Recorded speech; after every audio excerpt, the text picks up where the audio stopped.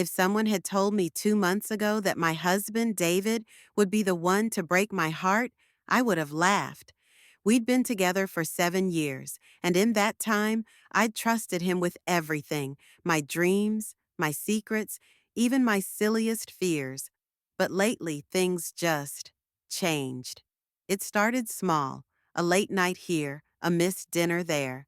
David's job as an architect always kept him busy, so I told myself it was just the stress of deadlines and demanding clients. I reminded myself he'd always come home with that easy smile, the one that made me believe in forever. But then there were the phone calls, the ones that came at odd hours, hushed voices that stopped the moment I walked into the room. David would hang up and say it was work stuff, but his eyes always darted away. Last week, he canceled our Friday movie night, something we'd never skipped, not even once. He claimed a last-minute meeting with a client, but he didn't offer to reschedule. He just gave me a quick peck on the cheek and said, "We'll do it another time." The worst part? I wanted to believe him. But Saturday morning, I found his gym bag by the door.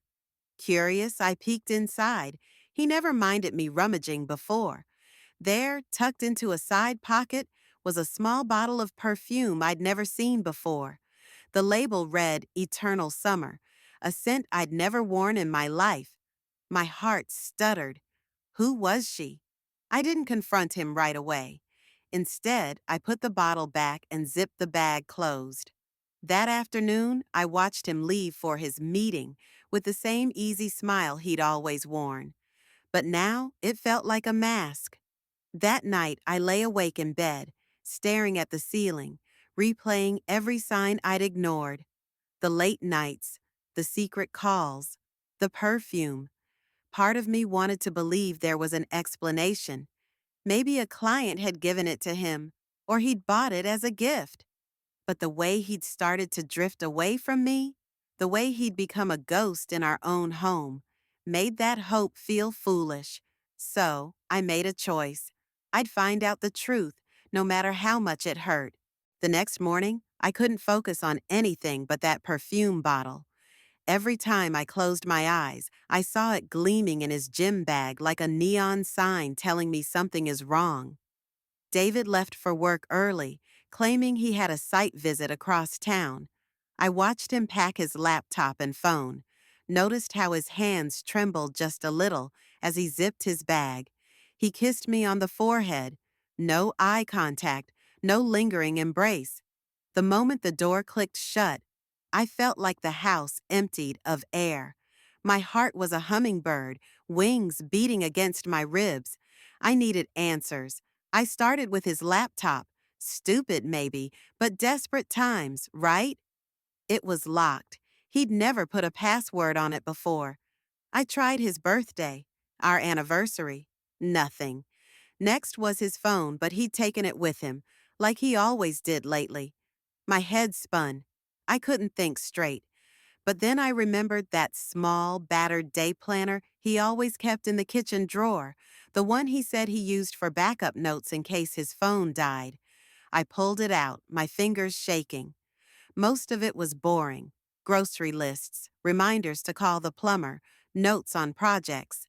But then, near the back, I found something that made my breath catch. Thursday, dinner with L 7 p.m. Dinner with L. I felt like the walls were closing in. Who was Elle? A coworker? A friend? A her? I flipped through the next few days. No mention of me anywhere. No date night or movie night, not even pick up wine. Just project notes and, on Saturday, Elle weekend away, 10 a.m. Weekend away? My stomach twisted into a knot. I closed the planner and pressed it to my chest, trying to steady my breathing. My mind raced. David and I had planned to visit his parents that weekend, but he'd canceled last minute, blaming work. Was that a lie, too? The day passed in a fog. Every smile felt fake, every word a lie. When David came home, I watched him like a hawk, trying to read his face, but he was charming as ever, asking me about my day, talking about some contractor dispute at work. I wanted to scream at him. Instead, I played along, my voice calm while my heart raged. That night, while he showered, I texted Jenny, "Something's wrong. I need to talk." The moment she replied, "I'm here." What happened? I felt tears well up. I needed a plan because the man I loved, trusted, was living a lie right under my nose, and I needed to know the whole truth. Jenny met me at the cafe downtown, the one we always used for our monthly catch ups. This time, I could barely drink my coffee. My hands were trembling, my stomach in knots. I felt like every cell in my body was screaming at me to run. But where would I go? Jenny reached across the table and squeezed my hand. "Sarah, talk to me. What's going on?" I pulled the day planner from my purse and slid it to her. She flipped through the pages, her brows furrowing. "Dinner with L 7 p.m. weekend away." She looked up at me, eyes full of worry. "Do you know who L is?" I shook my head. "Number, but it's someone, and I think it's a woman. I found perfume in his gym bag, a scent I've never worn." Jenny's lips pressed into a thin line. "You need proof, Sarah. You deserve to know the truth." I nodded. "But how?" Jenny leaned closer. "You said he's been working late, right? Next time he leaves, follow him. Just once. See where he really goes." The idea made my heart pound. I'd never done anything like that before, but the thought of living with this doubt was worse than any fear. So that Thursday, when David left for his meeting, I waited a few minutes, then grabbed my keys and followed him. My hands were slick on the steering wheel, my breath coming in short bursts.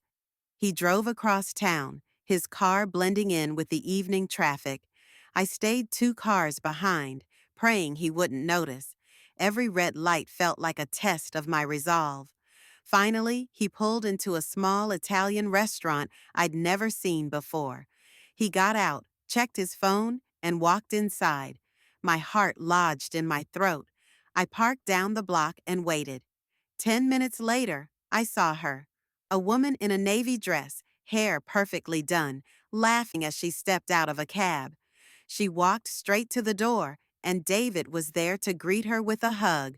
Too close, too comfortable. I felt my chest tighten, tears threatening to spill. I grabbed my phone and snapped a picture of them standing there, his hand on the small of her back. Proof.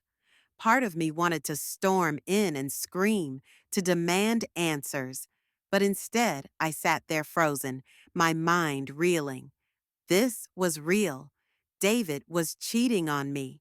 He came home later that night, his face flushed with fake apologies about a work emergency. He kissed my cheek and asked about my day like nothing had happened. But everything had changed, and I wasn't going to let him lie to me any longer. That night, after David fell asleep, I sat in the dark with my phone in my hand. My mind was spinning with every excuse he'd ever given me, every time he'd looked me in the eye and lied. The picture I'd taken at that restaurant glared at me from the screen. His smile, the way his hand rested on her back. It was all the proof I needed.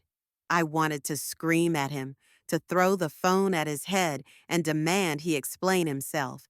But something in me held back. I didn't want his excuses. I wanted the truth. The next morning, I made coffee like always, my hands steady even though my heart was racing. I watched him sip his coffee, acting like nothing was wrong, his phone lighting up every few minutes. Probably her, I thought. When he got up to leave, I took a deep breath. "David," I said, my voice calm but strong. He turned, surprised by the firmness in my tone. "I know," I continued, lifting my phone so he could see the picture. "I followed you. I saw you with her." His face went pale. "Sarah?" he stammered. "It's not what it looks like." But I shook my head. "Don't. I've heard enough lies." For a moment, the mask slipped, and I saw the man I had married, the man who had loved me once. But that man was gone, replaced by someone I didn't recognize. "Why?" I asked. "Why her?" Why the lies? He sighed, his shoulders slumping. I didn't mean to hurt you, he said, his voice small. It just happened. She made me feel alive again. Things between us got so routine. The words stung, but I kept my chin high. Routine? That's marriage, David. You don't just throw it away because it's not new anymore. He looked away, shame written all over his face. But it was too late. I packed a small bag that afternoon. Jenny helped me find a hotel, and I filed for separation the next week. The pain was sharp, but it was also freeing.